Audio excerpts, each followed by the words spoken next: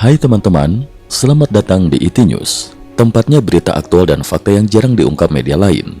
Yuk dukung kami dengan cara subscribe, like, komen, dan share, supaya lebih banyak orang tahu apa yang sebenarnya terjadi.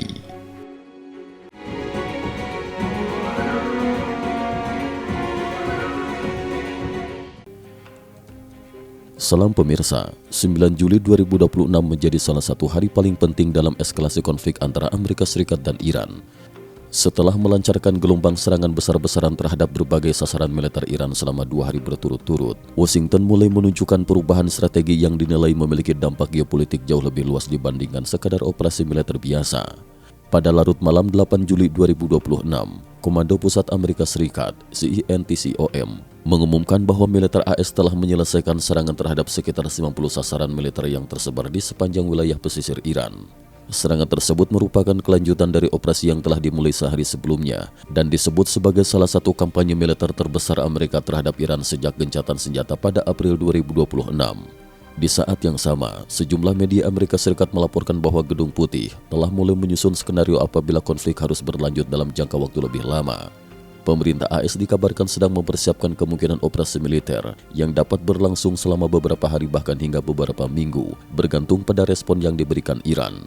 Perkembangan tersebut memperlihatkan bahwa Washington kini tidak lagi memandang operasi terhadap Iran sebagai aksi balasan yang bersifat terbatas, melainkan sebagai kampanye militer yang dapat berkembang menjadi konfrontasi berkepanjangan apabila situasi terus memburuk.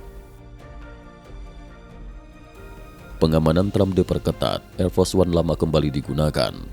Tingkat kewaspadaan pemerintah Amerika Serikat juga terlihat dari pengamanan terhadap Presiden Donald Trump setelah menghadiri konferensi tingkat tinggi KTT NATO di Ankara. Menurut berbagai laporan, ketika meninggalkan Ankara pada 8 Juli 2026, Trump tidak diizinkan menggunakan pesawat kepresidenan Air Force One generasi baru. Sebagai gantinya, Dinas Rahasia Amerika Serikat (USS Secret Service) memutuskan menggunakan Air Force One versi lama yang dinilai memiliki konfigurasi perlindungan dan sistem pertahanan yang lebih matang untuk menghadapi berbagai potensi ancaman.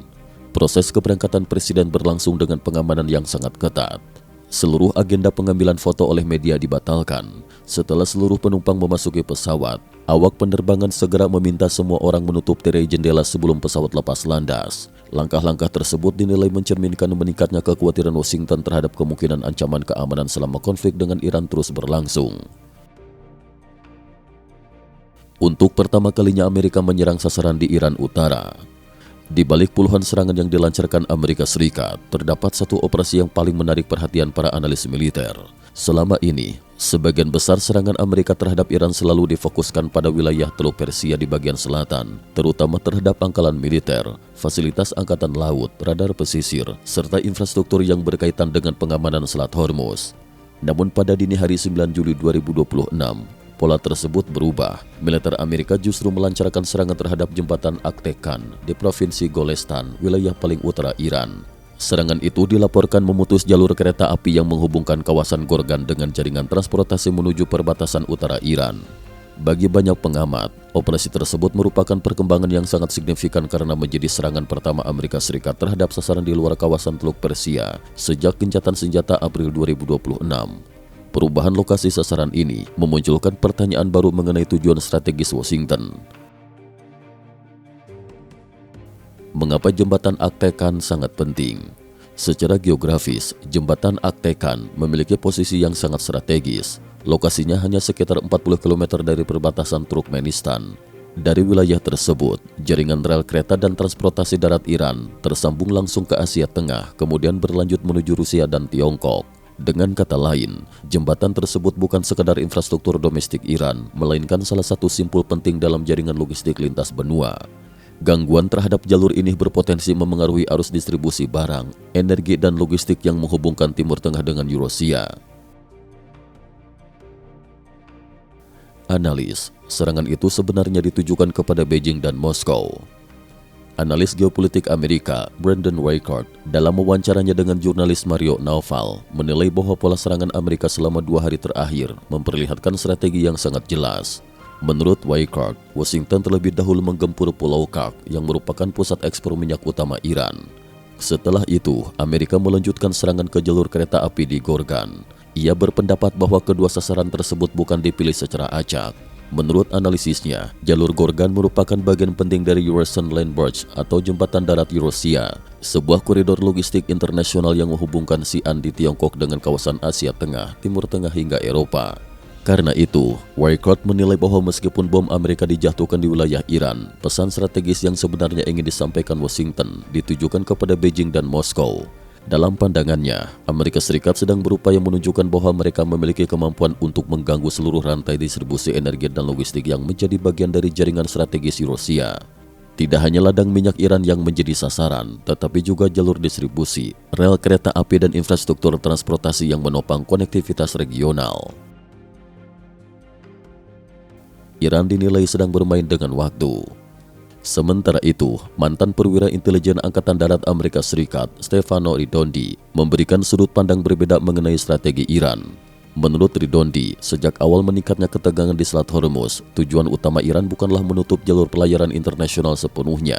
Sebaliknya, Teheran diduga ingin memaksa kapal-kapal dagang internasional mengubah rute pelayaran mereka agar bergerak lebih dekat ke pantai utara Iran. Dengan kondisi tersebut, Iran diyakini memiliki peluang lebih besar untuk mengawasi lalu lintas kapal dan dalam skenario tertentu mengenakan berbagai bentuk pungutan atau biaya terhadap kapal-kapal yang melintasi wilayah tersebut.